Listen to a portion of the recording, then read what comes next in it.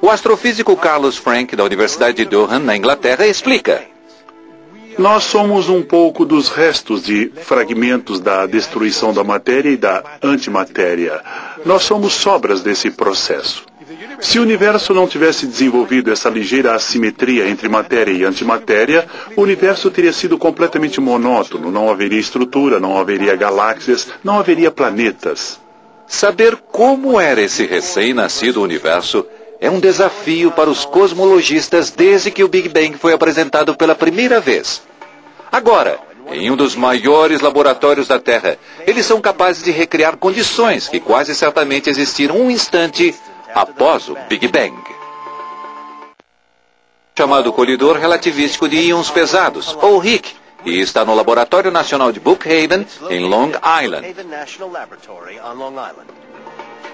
É como uma máquina do tempo, levando-nos a 10 milionésimos de segundo após o Big Bang.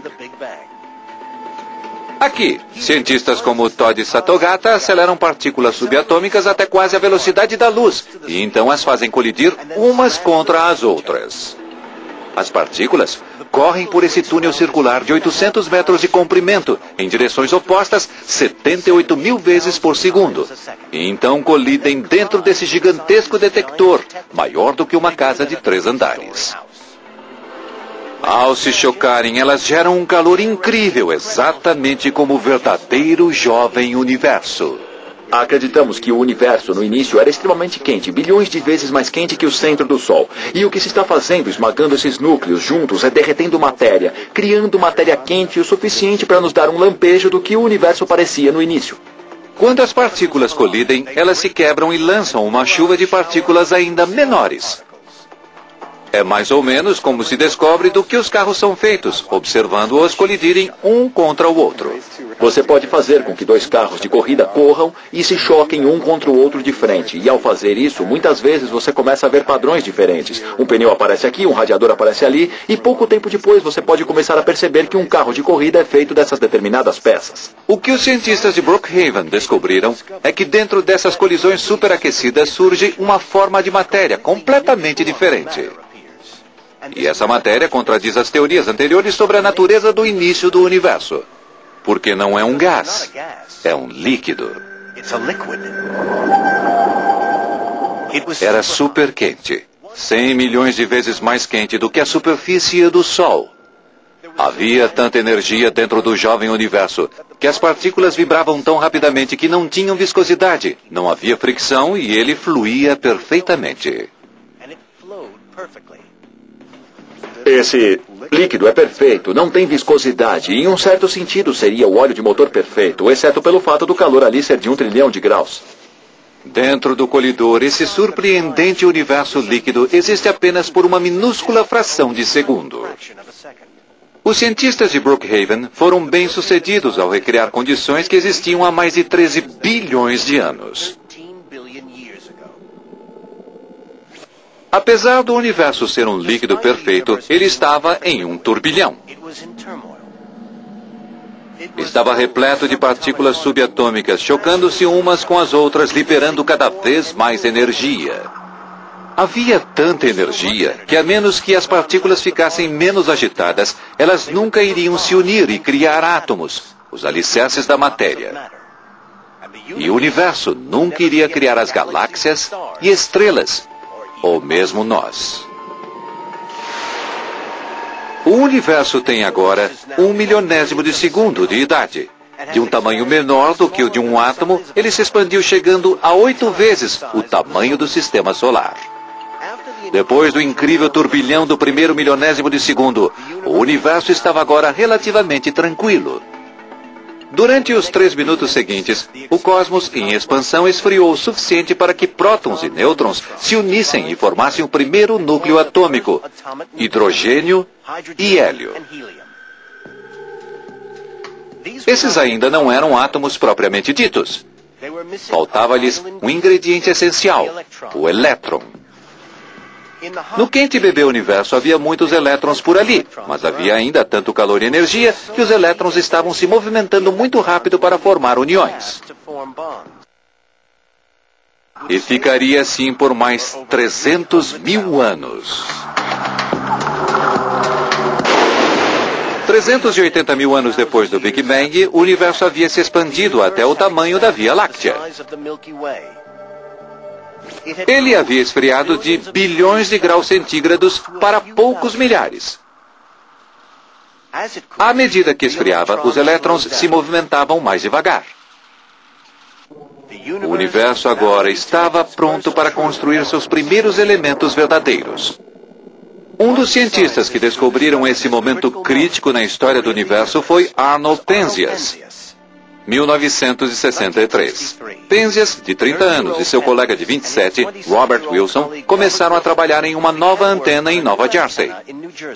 Inicialmente, eles estavam apenas estudando ondas cósmicas de rádio, mas eles se deparariam com uma das maiores descobertas de todos os tempos.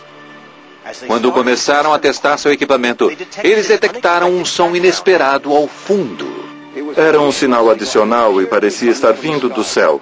Descartamos muito cuidadosamente o solo, até mesmo o sistema solar, porque tínhamos variação sazonal inverno para verão, fontes de equipamentos produzidas pelo homem, tudo isso foi descartado. Em desespero, os dois cientistas começaram a imaginar se o estranho sinal poderia ter uma outra origem, mais terrestre. Eles descobriram que havia pombos empoleirados nas antenas e que ela estava coberta de excrementos. Eles imaginaram se os pombos eram a fonte do estranho sinal. Havia apenas uma solução. Os excrementos e os pombos teriam de sair dali. Quando finalmente removemos os excrementos de pombos, tivemos de remover também os pombos. E aquela foi uma situação difícil, porque acontece que eles queriam voltar, então os despachamos para um outro local. Mas, mesmo com a ausência dos pombos perturbadores, o sinal misterioso não desaparecera.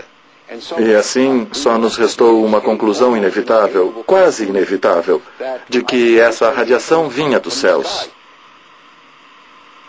Eu não conseguia explicar aquilo. O estranho sinal detectado por Penzias e Wilson se tornaria uma das mais importantes descobertas científicas de todos os tempos. Mas a explicação para seu misterioso ruído de fundo começa não com o som, mas com o nascimento da luz. Geralmente consideramos a luz uma coisa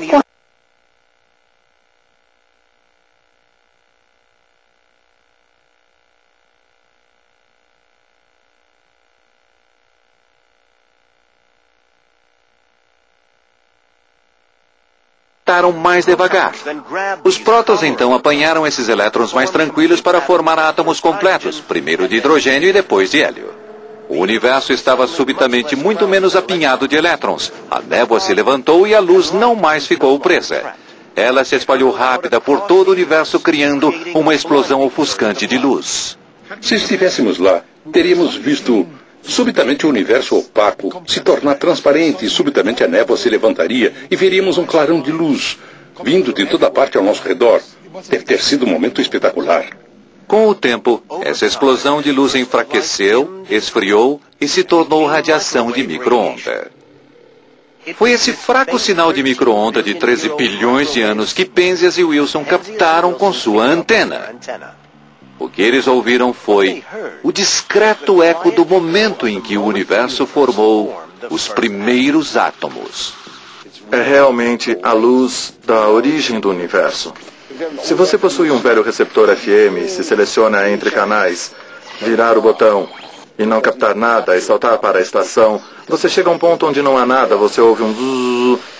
É isso que chamamos de ruído. Se você possui um bom rádio, metade de 1% daquele zzzz é, na verdade, o som do Big Bang. E podemos também ver o momento quando os primeiros elementos foram criados. Se nossa televisão não está sintonizada em uma estação, uma minúscula fração daquele ruído é radiação de 13 bilhões de anos atrás. Mas essa radiação não é o único lembrete do nascimento do universo. Até mesmo a água que bebemos é uma recordação. É surpreendente pensar que todas as vezes em que bebemos um copo d'água, estamos bebendo átomos que estão por aí desde o Big Bang, o átomo do hidrogênio. Pelos milhões de anos seguintes, o jovem universo continuou a se expandir, a esfriar e a ficar escuro novamente. Até agora, o universo fez apenas átomos de hidrogênio e hélio. Mas o mundo em que vivemos é composto de mais de 100 tipos diferentes de elementos. Sem eles, o universo iria parar e permaneceria um lugar muito entediante, feito apenas de gás. Um lugar onde matéria complexa, como planetas, carros e pessoas, nunca poderiam se desenvolver. O universo precisava conseguir átomos de hidrogênio e hélio para se amalgamar. E para fazer isso, ele precisava fazer estrelas.